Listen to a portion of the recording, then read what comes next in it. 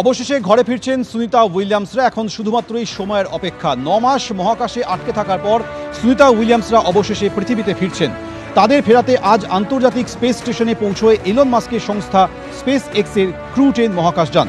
Falcon 9 রকেটে এই মহাকাশযানটিকে পাঠানো হয়। নতুন মহাকাশযানে রয়েছেন 4 জন নভোশ্চর। ভারতীয় সময় অনুযায়ী আজ সকালে ফ্যালকন 9 রকেট স্পেস স্টেশনে পৌঁছয়। ক্রু 10 স্পেসশিপ সফলভাবে জুড়েও যায় আন্তর্জাতিক মহাকাশ স্টেশনের সঙ্গে।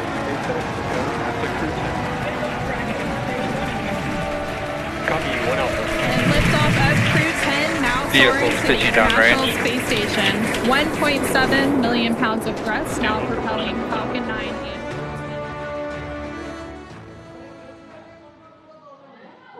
একটা ক্রু মহাকাশযান গিয়ে পৌঁছেছে ওনাদের উদ্ধার করে নিয়ে আসার জন্য। এবার কি প্রসেস? শুক্রবার আমাদের এই প্যাসাডিনার সময় বিকেল 4টে নাগাদ, মানে সেটা ইস্ট কোস্ট টাইমে, ফ্লোরিডা টাইমে সেটা ছিল সন্ধ্যা 7টা নাগাদ। তো মানে ফ্যালকন 9 রকেটে যে ড্রাগন ক্যাপসুল, তাতে 4 জন অ্যাস্ট্রোনট মহাকাশের দিকে রওনা দেয় আর কি।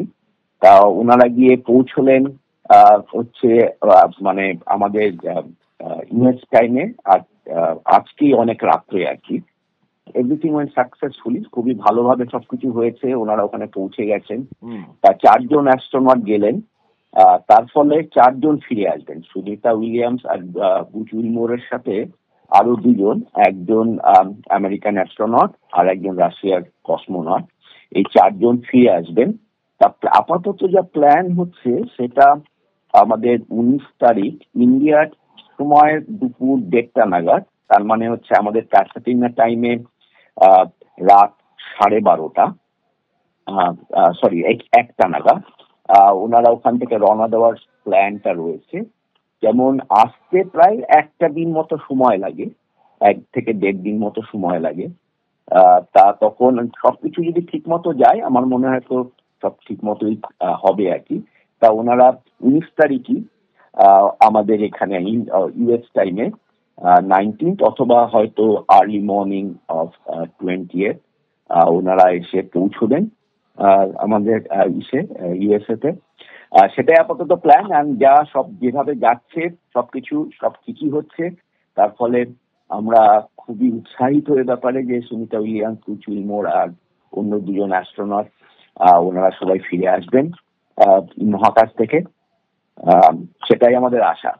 এই যে মহাকাশযান গিয়ে পৌঁছলো উদ্ধারের জন্য, সেটাও কি খুব মানে একদম স্বাভাবিক সঠিক ছিল? মানে কোনো রকম অসুবিধা কোথাও কিছু হয়নি? স্পেস এক্সপ্লোরেশন এমনই একটা ব্যাপার, নাথিং ইজ নর্মাল। সবকিছুই এতটা রিস্ক থাকে সব সময়।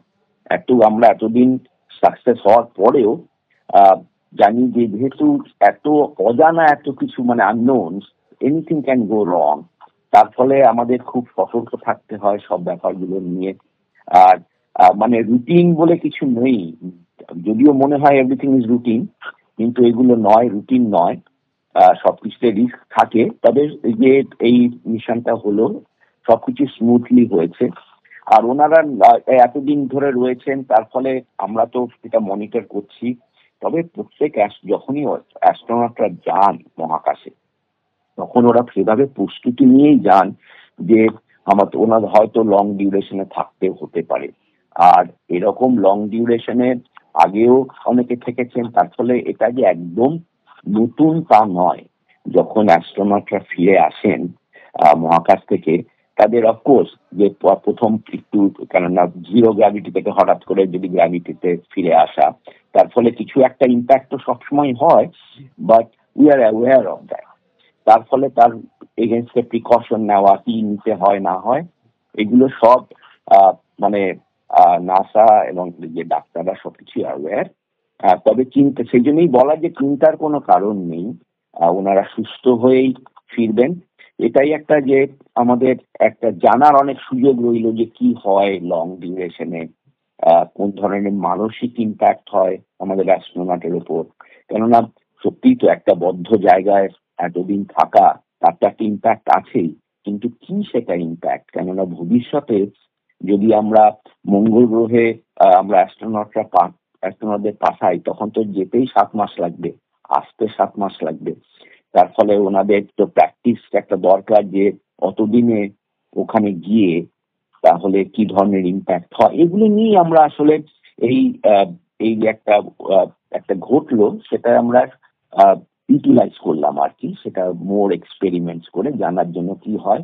ওনারা এলে পর ওনাদের মুখ থেকে আমরা শুনতে পাবো।